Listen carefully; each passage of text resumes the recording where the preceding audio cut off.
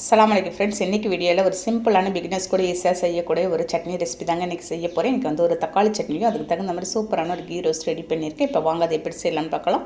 அதுக்கு ஒரு நான்ஸ்டிக் பேனை ஸ்டவ்வில் வச்சு 2 ஸ்பூன் அளவுக்கு ரீஃபைண்ட் ஆயில் சேர்த்துட்டு ஒரு கப்பு ஃபுல்லாக நான் வந்து வெங்காயத்தை ஒரு 2 நிமிஷம் வதக்கிட்டு இருக்கேன். அதோட ஒரு 3 தக்காளி பழமான தக்காளியும் ஒரு சின்ன துண்டா இஞ்சி ஒரு 2 காஞ்ச மிளகாய் போட்டுட்டு ஒரு பச்சை மிளகாய் போட்டு நம்ம வந்து வதக்கிடலாம்.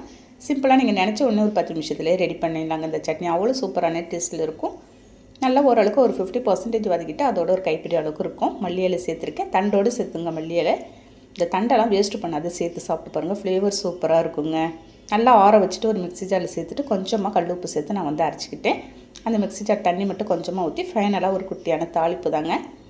நம்ம வந்து வானலை எண்ணெய் ஊற்றி கடுகு பருப்பு கருவேப்பிலை மட்டும் போட்டு தாளித்து ஊற்றிட்டா சூப்பரான ஒரு தக்காளி சட்னி ரெடி பண்ணிவிட்டேன். இது சாப்பிட்டு பார்க்கலாங்க நம்ம இந்த கீ ரோஸ்ட்டுக்கும் இந்த சட்னிக்கும் எப்படி இருக்குன்றதை.